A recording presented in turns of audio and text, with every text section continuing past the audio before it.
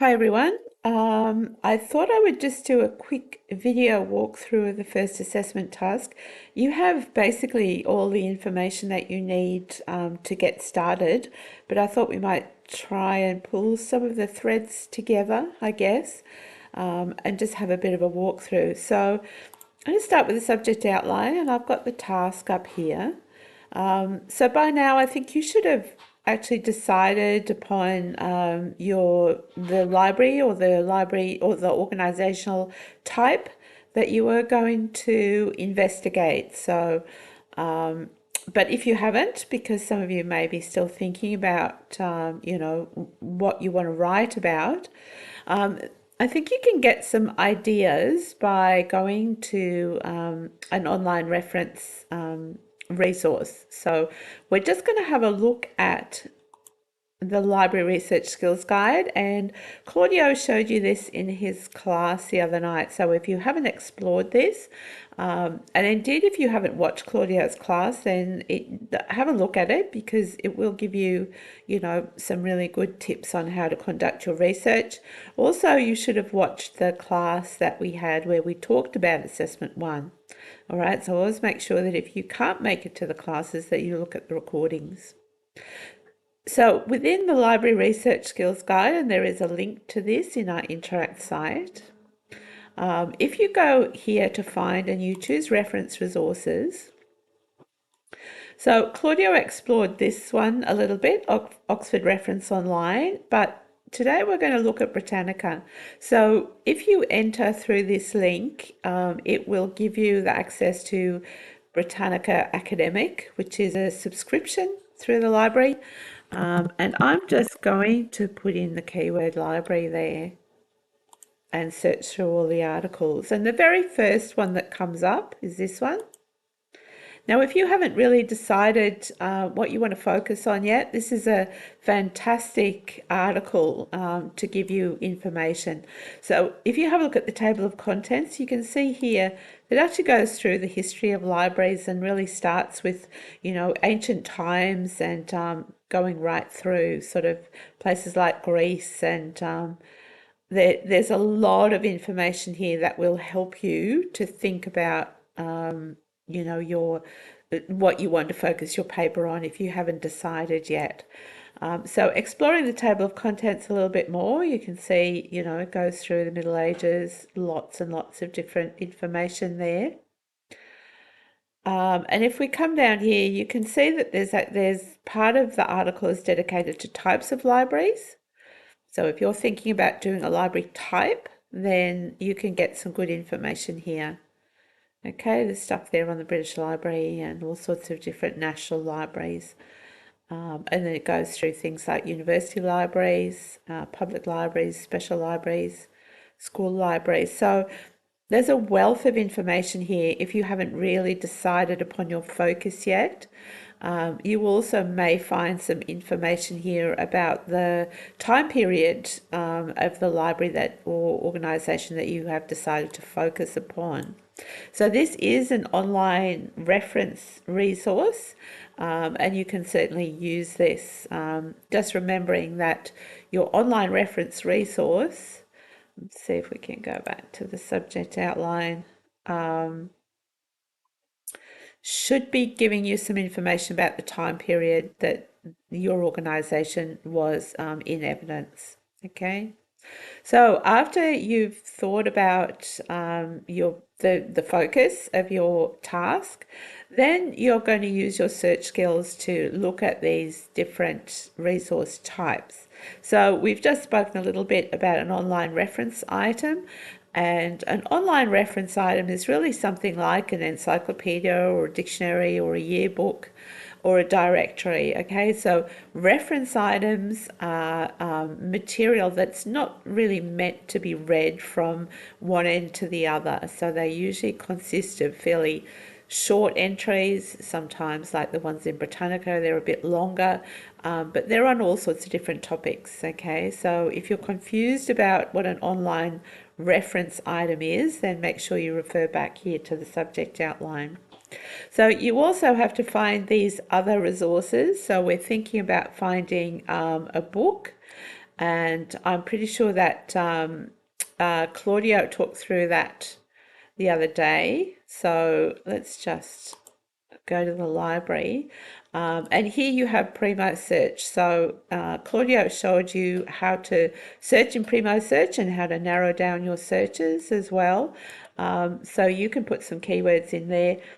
You can also limit your search before you start. So if you want to get rid of things like, articles, and you just want to focus on getting books or whole journal titles, then you can actually choose that limiter before you do your search.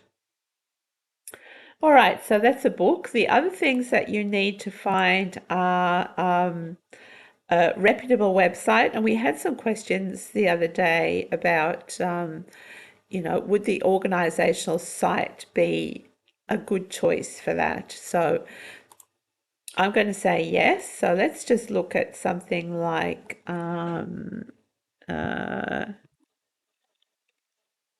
Library of Australia.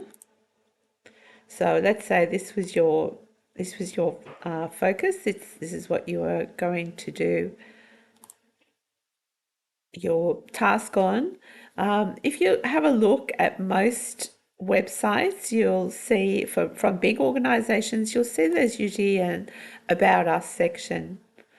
Okay, so this tells you a bit about the National Library, and there's a section there for the history of the library too. So although organisational sites like this are obviously going to present themselves in the best light that they can, there will be facts in here, and you can't fudge the facts basically. So the information that comes from an organisational site like this, from a big organisation, that's fine. That's fine to use as your reputable website. All right, so our other type that we're thinking about is a scholarly article, and I think Claudio gave you some idea about how to find those as well. But I just want to show you a way that you can actually check, okay, because sometimes articles are called scholarly, you might hear the word peer-reviewed, you might hear the word refereed, and it really all means basically the same thing. So if we go to the library website and we actually go to the databases link, then under the letter U for their databases, you'll find a database called Ulrich's Web Global Serials Directory, and that's just exactly what it sounds like. It's a directory of serials. So once it does its little spinny thing and we get in there, it's taking its time. Okay, here we go. So you can search in Ulrich's Web for a particular journal, and it will give you the information to see if that title is actually peer reviewed. Okay, so let's do library philosophy and practice. Actually, I think that might be an ampersand that it needs there. I'm not sure. Let's give this one a go anyway. So if we search for our journal title, and remember this is not the title of the article, this is the title of the actual journal, you'll find a listing coming up eventually. Sometimes it's a little slow. And here's the title of your journal. Now what we're looking for is this. It's a little referee's jumper, and that indicates that that journal is refereed. So peer-reviewed, scholarly, refereed, that is going to be a good journal to use for your assessment task. Okay, so you can always check in Ulrichs, and your markers will be checking in Ulrichs to see that the journal you have chosen is actually peer reviewed. So you can see some of these other journals here. It doesn't mean that they're not great journals, it just means that they haven't gone through the peer review process, okay? And within peer review, it means that an article is sent out to a panel of experts, and they go through the article very carefully and make sure that the research is really well done. Okay, so Ulrichs, that's the way you can check for your scholarly article. Let's just close some of these, I think. All right, so once you're ready to write, let's just go back. You've got all your information, you've gathered it all together, and you're ready to write your assessment.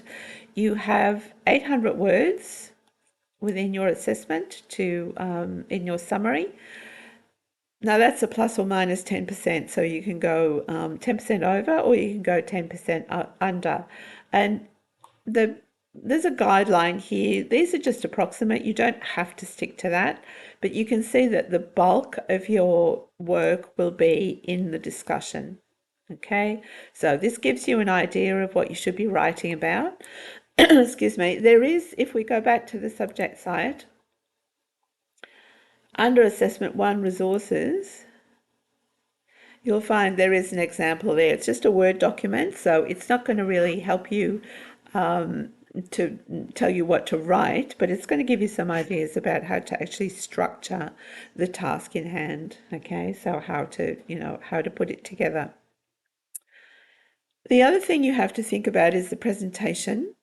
And we do have presentation guidelines for the school. So you'll find those down here as well. So there's a link there, and this is what they look like. So the school presentation guidelines will tell you how you need to lay out your assessments. And this is relevant for all your assessments right through your degree. Okay, so it does tell you how to format your document, how to do the spacing, what kind of fonts to use. Okay, so make sure you comply with that, because there are marks associated with getting that right too. The other thing to think about is to make sure you take advantage of all the help that's available. So if we go to academic skills help, you can see there's a few links there.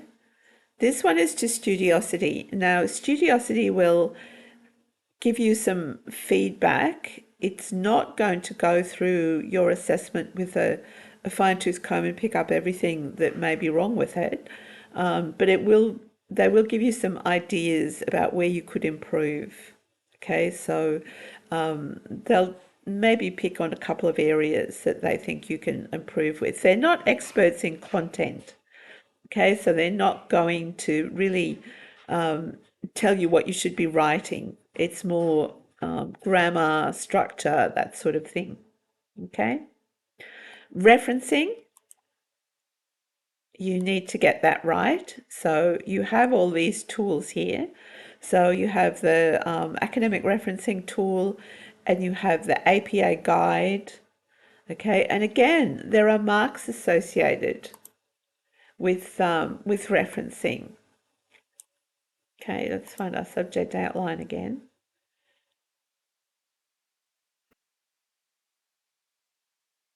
So you need to reference in APA style. Your reference list is not included in your word count, but the in-text citations are.